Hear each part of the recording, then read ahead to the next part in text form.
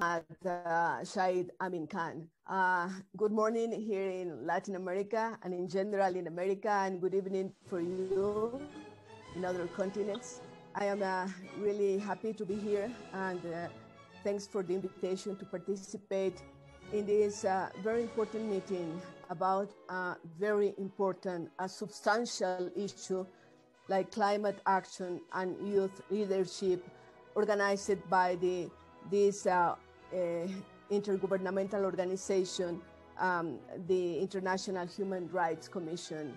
I want to greet the excellencies that are here, the former Prime Ministers, and also former Prime Minister of Belgium. Well, for me, it is so important to talk about these issues because I have been not even president of my country, but also I had a committee to work on the Amazon basin. I used to work like the head of another intergovernmental organization called the Amazon Cooperation Treaty Organization with headquarters in Brazil. And there I had the opportunity to work for the protection of this big forest, the biggest forest on the world, and also the biggest place where there is biodiversity and water resources, so important not only for Latin America, but also for the world. Then when we think about climate action, we must say that there is no planet B. We don't have another planet. That's the only planet where the human being can be alive, making all what we are doing, but in a very conscious way to protect the planet, to preserve this for the new generations, to preserve it for the current generations. Then put together climate action and youth concerns and youth action is so wise, because this is the generation that has to work very hard to preserve the planet that we have. And I can think in some ideas about this. First, I have been an educator most of my life. I had the opportunities to serve my country as Minister of Education, and I used to be a teacher since I was very young. Then I feel very inside me that the most important that we can to prepare the young generations, to prepare the kids. And I strongly believe that if we are, sorry, but maybe some people can mute the microphones, please. Can I ask this?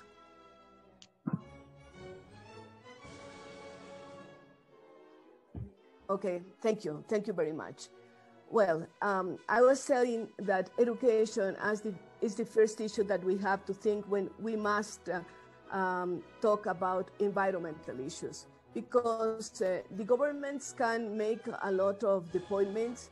The presidents and prime ministers of the governments can sign agreements like the Paris Agreement, but if people is not very conscious about what's happening, we are not going to get the solution for this hard situation that we created, because the human race, the people, we create this situation. Situation has to be a lot with what we do every day. And of course, it's very important to have the framework of the law, the framework of the agreements, but it's even more important to make any person, all the persons in the world, conscious about what we have to do, how we have to preserve the resources, how not to generate waste, how to be against the consumption for the consumption. It has to be we have to be very careful about what we are doing. Then the commitment of the new generations, the commitment of the people are so important in this very important task to preserve the planet Earth. Another thing that I was thinking about is about the role of science. Of course, science is very important. Now, in this strong days that we are living this year with the pandemic, with the COVID-19, we are waiting the solution from the science side about create vaccines, about create medicines to let us live again in a way that we can move and we can share not only by in internet platforms, but in presential possibilities, because we humans are very used to be in contact with other people. Then we are waiting from the science, the solutions for this pandemic, but also the science can help a lot. Former Prime Minister of Pakistan says in a very wise way, for example, the use of alternative energy, and I agree totally. It comes from the side of the science, how we use the alternative energy, not the fossil resources, but the wind, the geoenergy and others can be solutions to protect our planet. Then science is so important, how we use the resources, how we are planning to use the tools that science can provide us. And the other issue that is so important is the consciousness, the awareness. We must meet and put together science and conscience, science and awareness. Why I say that? Because we know exactly that science can provide the tools. The tools are not good or bad. It depends on how we use these tools. If we have a knife, it can serve to clean or for a person that works with the bread to work with it. As a surgeon in a surgery can use a kind of knife, and it can be used for bath, for the war, for killing others. But the knife is not good or bad. It's only a tool. It's the same with internet. It's the same with all these science products that we have. Then we have to meet science and the awareness, how we can use it. Then if we get this perfect match, we can have more hope, foreseeing the future in a very positive, in a very optimistic way.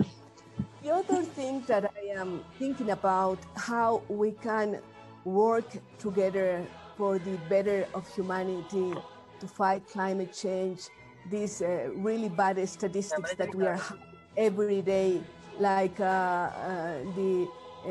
this global warming producing the melting of the pole, the warming of the oceans, the not possibility to maintain the way that we behave. All these things, I think the other big tool that we can have is local authorities, because local authorities are very close to the communities. Presidents, prime ministers can be like visible, but a little separated from the people. But local authorities, like mayors, like presidents of the communities, they can be more closer to the needs of the people, how to dispose the garbage, how we can have clean water, how can we manage the everyday problems that we have in our communities. Then local authorities are really very important in this fight. And I know that a lot of local authorities, they are young persons, young men, young women. Then we can match all these ideas and put together. The other inspiration that I get from Prime Minister of Pakistan is when he talked about the power of the woman. I know for sure that in every language we talk about Mother Nature. We are not talking about Father Nature. I want to ask your permission to say that. A lot of men, very important and wise men that are here. But in any language, we talk about Mother Nature. And we are talking about the power of the female, the power of woman, how we can create life, how can create and we can take care of small babies, how we can do in our houses, in our homes, but of course being authorities, but of course being part of, not being separated for the decision makers. Being decision makers, we can be more proactive about the solutions. Then I ask all of you, very important personalities in the world, don't let women behind. We must be part of the decision makers. We must be part of the solution, because we are used to. I said in some local and international panels, when we talk about the rights of women, I said that being multitasking, like it is something that we have done since the beginning of the times, we get used to pay attention to the different details. We are not unidimensional, we are multidimensional. And with this multitasking, we can provide a lot of possibilities to know how to do, how to behave, how to take care, and this is so important. Then making like a complete set of things that I had said during this small speech, talking about the importance of young people, because young people are going to suffer more than us about what happens in the world with climate change. Talking about the science and how we can help it, talking about education and how we can put in the brain of the small girls and boys how important is take care of what's happening in the world, how responsible we have to be. Local authorities, like a tool, a very important tool, because they are close to the people, and women power. Let's think together about the solutions, and we get the goal. We will get the tasks that we want today. Thank you very much. Thank you, Your Excellency.